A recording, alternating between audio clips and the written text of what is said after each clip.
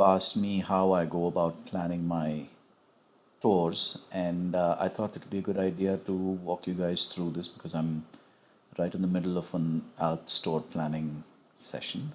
So in this video, I'm going to be covering how I select the destinations that I'm going to be going to, how I plan the number of days that are going to be required, the areas of interest for me. How do I finalize the renting city, which is in renting the motorcycle, where I'm going to be renting it. That's a critical part of the entire plan, and costs, etc., etc.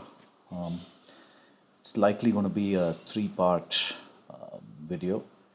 In this first one, I'm going to talk about how I identify the area, my point of begin and end of the tour, and how I plan out the route in that sense. Okay, so first things first, for me, the most important thing is the quality of riding. That's the reason why I get out on a motorcycle and ride. It's the quality of riding that appeals to me. Tourism is secondary for me. It's if I'm riding in Paris, it would be to experience the riding in Paris and not the tourist sites. More important than the tourist sites would be me having local experiences in each of the places that I'm going to be stopping for the night.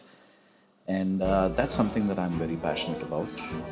Do something that's local, understand the culture, and try to imbibe and take that away as a memory and experience for the future. So that's primary for me. What I do is, let me just walk you through my Europe plan, right? So I knew that I wanted to ride in Europe. I definitely was looking at the Alps as the destination. Now, the Alps, as you all know, is massive, right? It's huge, covers, seven, eight, nine countries. And all the way from Slovenia out here to Austria, Italy, Switzerland, and then down to France, where you've got the Pre-Alps, and actually all the way down to Menton or Nice. That's the entire segment of Alps. So I knew that I wanted to do this. So the first decision that I needed to make was, okay, let me evaluate where I'm going to begin and end my tour. So my first option, there are a couple of things that impact the decision in terms of where I would start and end my tour. The first is obviously flights to and back from there. How convenient is it? How expensive is it to fly into that particular city, etc. And the second would be where I would get a great deal to rent a motorcycle, because I will be, it's possibly about 40%, 45% of my overall budget of the trip. So I need to be careful and select the right place to rent from where I can get a nice deal. Good bikes, late model bikes, and basically people who are passionate about riding and they do want to offer a great experience. So I started off originally because, excuse me, I can fly direct to Frankfurt from Bangalore, where I'm based. So I was thinking of Frankfurt, and I also was considering that, hey, you know what? It's just a day's ride, and I can do this entire Black Forest area, which is supposed to be some fabulous riding on the B500 and etc. Roads. It's supposed to be really, really beautiful, and that would lead me into the Alps straight up. Right, I'd come in through Freiburg, get into the Black Forest, and then get into Switzerland, and I'll be in the thick of the Alps. So I was considering renting from Frankfurt. Another option would have been Munich, but I don't have direct flights from Bangalore to Munich. I would need to fly into Frankfurt and then take another flight, which A, wastes time, and secondly, it what can I say? It just becomes more expensive because it's two flights that I need to take. So that was an option. But as an Indian, I need to apply for a Schengen visa. And when I was looking for visas to Germany, I just didn't have any dates available. And it was impossible to get a date before October. That wouldn't work for me. My trip, I was very clear, would begin around the 15th of September and go through till possibly the first week of October. About 3 weeks or so is what I kind of had a rough idea of what I wanted to do. So as a result of that, Germany was out. Now, if I'm not going to get the German visa and I'm not going to fly into Frankfurt, then it doesn't make sense for me to rent a motorcycle from Frankfurt, which also took out Munich for me. So then I was looking at alternates. Then I did my research in terms of where I can rent from. That's the second thing that I do typically. Like I mentioned, researching the renting options and see where it makes most sense. And Googled for a while, a few days, and then I happened upon. Let's see, where's that? I happened upon WeRentMotorcycles.com, also called Motorbike Trip, and they're based in Nice in France. And their pricing was fair. They had a nice assortment of motorcycles that you can rent from. And I wrote to them, if I remember right, sometime in June or July, when I had this idea that I wanted to do this trip in September. I wrote to them and I got an immediate response and very friendly response. So it was nice. So they had all kinds of motorcycles, different budgets, and all types of motorcycles. So I liked it and it was well presented and the response was immediate. So I said, hey, you know what, let me consider Nice as an option now. So I said, okay, so if I'm going to be landing in Nice, Air France from Bangalore doesn't fly directly to Nice. They fly to Paris and then I would need to take the same flight. But I found that the Middle Eastern airlines all flew to Nice.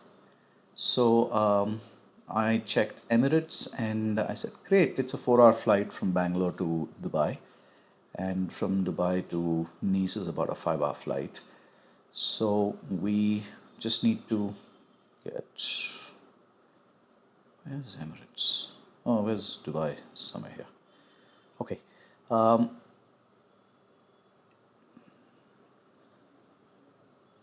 Yeah, I'm there in Bangalore and I fly to Dubai here. That's a 4 hour flight.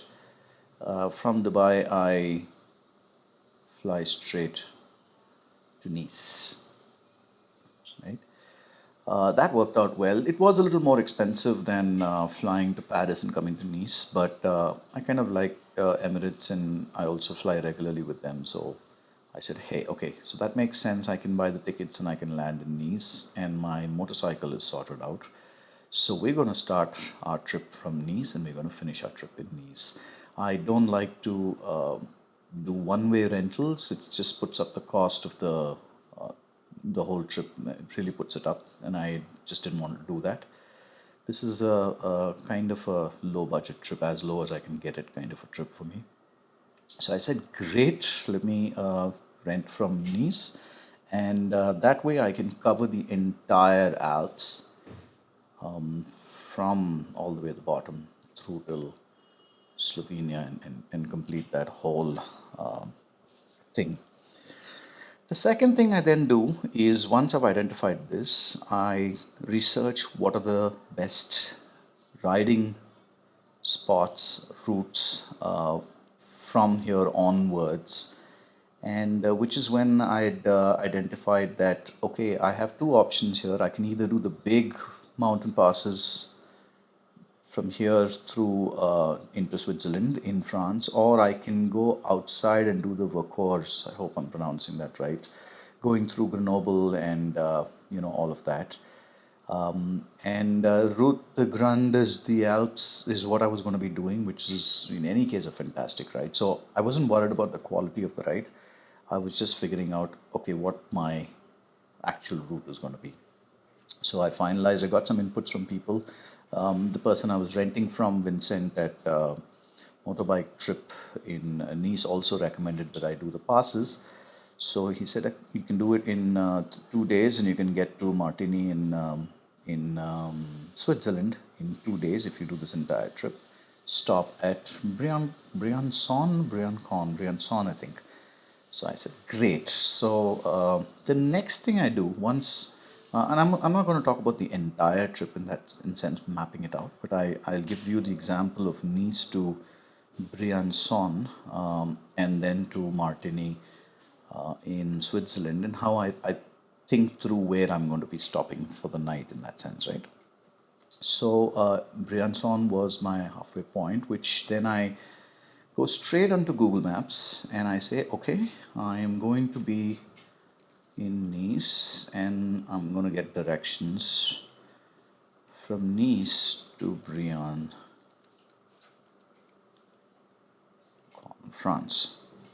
Okay, and it gives me a route. I then look at saying, okay, you know what? I don't want to go in that route. I don't want to go through Italy. I actually want to do this Parc Natural Mercantor.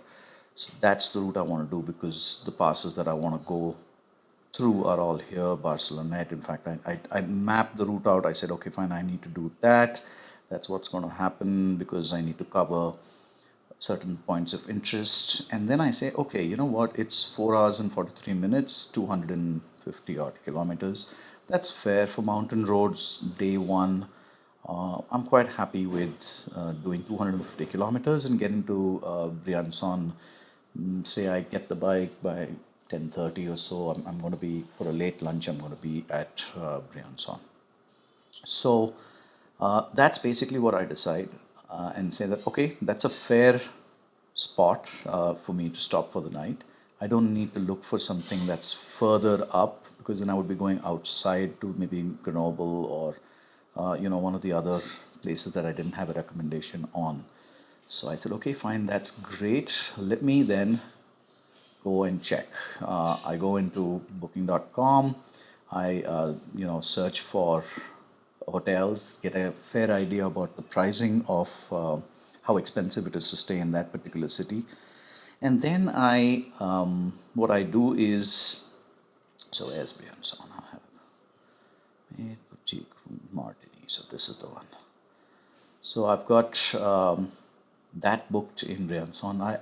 I like to keep my stay costs to about 60 to 80 euros, not more than that. I don't need a 5-star stay. I just need a clean place for me to stop at. So this was about, it was about 88 euros or so is what it worked out to.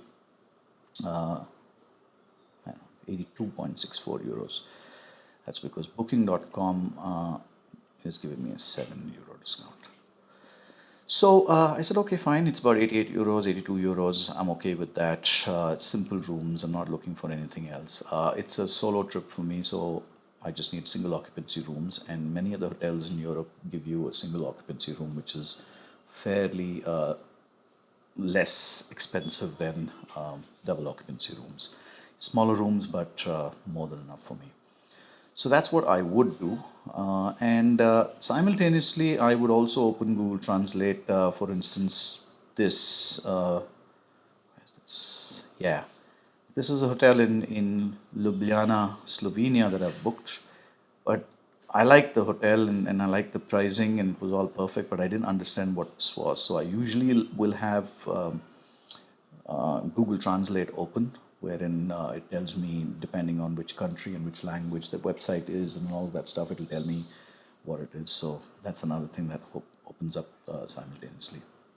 At the same time, I'm also researching constantly in terms of which are the great routes. And Bennett's got a fantastic blog on this, which really got me.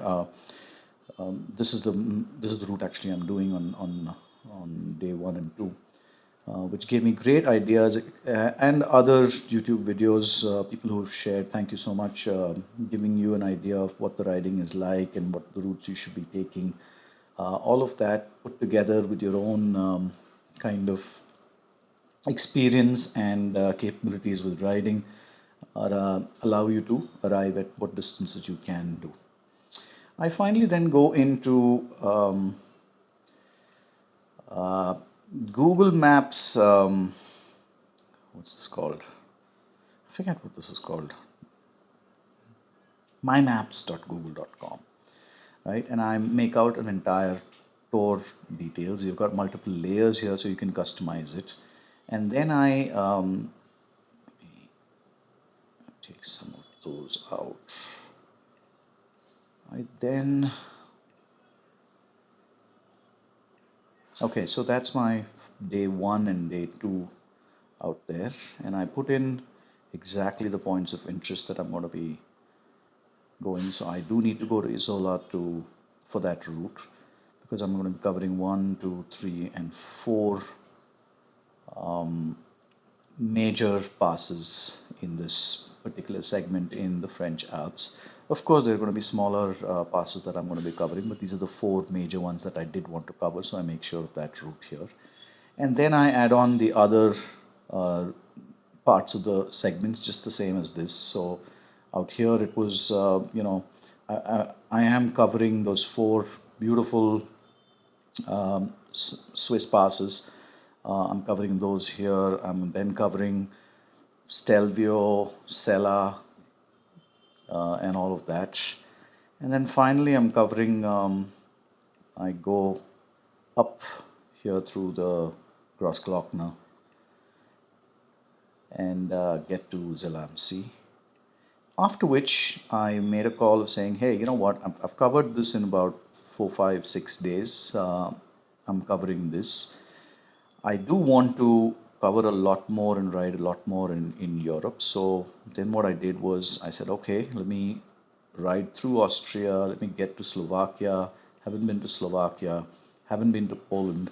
So let's go and spend a day in Slovakia and Poland. I've been to Budapest, but that was I wanted a different route coming back from Poland. So I'm staying in Budapest. Haven't been to Croatia. That was one of the Balkan countries I haven't been to. So I said, you know what, I'm going to go to Slovenia in any case to cover the Slovenian Alps there. So let me ride through Zagreb in Croatia. I don't have time to do the more beautiful part of Croatia that I'll do with family from a tourism perspective, but I'll at least stay a day in each of these cities and experience what life is, the little that I can. So Slovenia, I've got friends there. Then I complete the Slovenian Alps part of it and come down. I'm not keen on going to Venice. I'm going to do that with family, but I did want to go to San Marino because I would never go to San Marino otherwise. So just log in there. I was always enthralled by Pisa, so that's a natural stop here to get from San Marino to back to Nice. And then I finally close my loop and come back to Nice, passing Monaco. Where's Monaco? Somewhere here. There it is. So that is pretty much how I map out a route. Let me see if there's anything else that I have forgotten. I think I'm going to close this video for now. If you have any questions or you would like to, what can I say, ask me anything else about how I plan my route, please do comment. And if you like this and it's been useful for you, please do subscribe and share the video. It always helps us out. So thank you very much. And episode 2, I'm going to deep dive into a few other things in terms of hotel bookings and where in the city you should stay and all of that stuff. So stay tuned for that. All right, cheers and stay safe.